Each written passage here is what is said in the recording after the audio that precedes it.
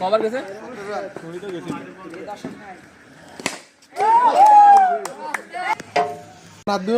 আঙ্গুরে উড়ে গেল আগে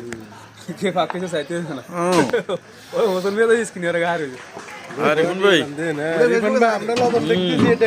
আলহামদুলিল্লাহ খুব ভালো হয়েছে ওই যাই সরা সরা সরা কাকার পাক আলহামদুলিল্লাহ খুব ভালো কার পাক হৃদয়